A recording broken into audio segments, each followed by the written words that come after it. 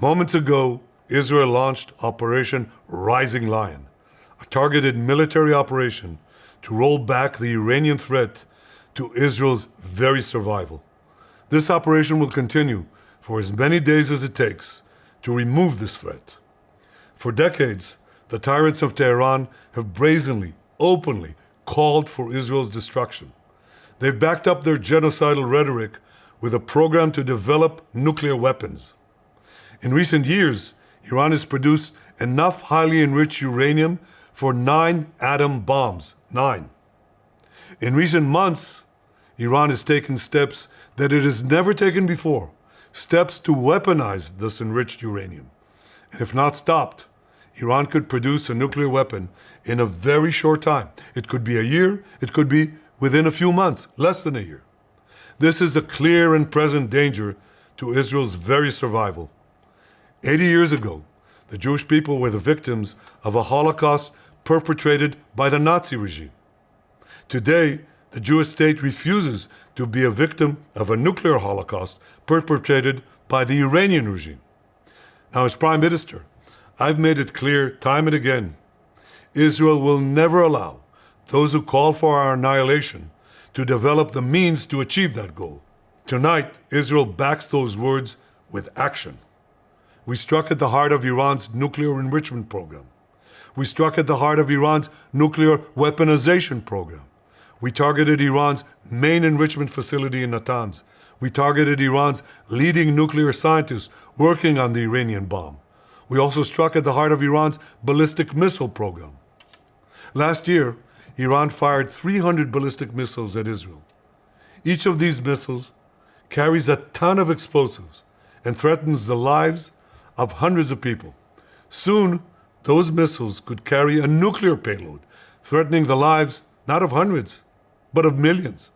Iran is gearing up to produce 10,000 of those ballistic missiles within 3 years.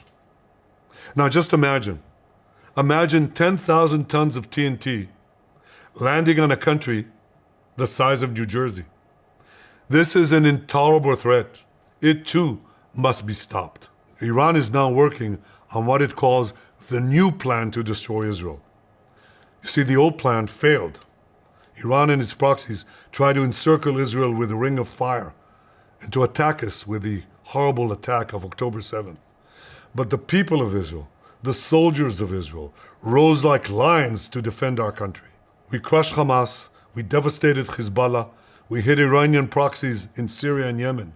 And when Iran directly attacked us twice last year, we struck back inside Iran itself.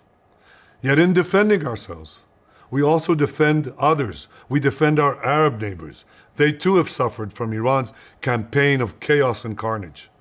Our actions against Iran's proxy Hezbollah led to the establishment of a new government in Lebanon and the collapse of Assad's murderous regime in Syria. The peoples of those two countries now have a chance for a different future, a better future. So too do the brave people of Iran, and I have a message for them. Our fight is not with you. Our fight is with the brutal dictatorship that has oppressed you for 46 years. I believe that the day of your liberation is near. And when that happens, the great friendship between our two ancient peoples will flourish once again. I want to assure the civilized world, we will not let the world's most dangerous regime get the world's most dangerous weapons. And Iran plans to give those weapons, nuclear weapons, to its terrorist proxies. That would make the nightmare of nuclear terrorism all too real. The increasing range of Iran's ballistic missiles would bring that nuclear nightmare to the cities of Europe and eventually to America. Remember, Iran calls Israel the small Satan. It calls America the great Satan. And this is why for decades, it's led millions in the chants of death to Israel and death to America. Today, Israel is responding to those genocidal calls with action and with a call of our own. Long live Israel and long live America. I want to thank President Trump for his leadership in confronting Iran's nuclear weapons program. He has made clear time and again that Iran cannot have a nuclear enrichment program. Today, It is clear that Iran is just buying for time. It refuses to agree to this basic requirement of peaceful nations. That is why we have no choice but to act, and act now. The hardest decision any leader has to make is to thwart a danger before it is fully materialized. Nearly a century ago, facing the Nazis, a generation of leaders failed to act in time. That failure to act resulted in World War II, the deadliest war in history. It claimed the lives of 60 million, including 6 million Jews, a third of my people. After that war, the Jewish people and the Jewish state vowed, never again. Well, never again is now. Today, Israel has shown that we have learned the lessons of history. When enemies vow to destroy you, believe them. When enemies build weapons of mass death, stop them. As the Bible teaches us, when someone comes to kill you, rise and act first. This is exactly what Israel has done today. We have risen like lions to defend ourselves.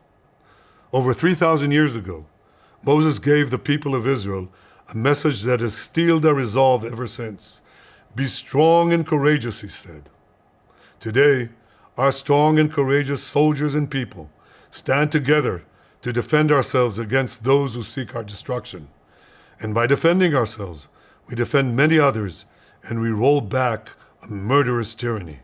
Generations from now, history will record that our generation stood its ground, acted in time, and secured our common future. May God bless Israel. May God bless the forces of civilization everywhere. Thank you.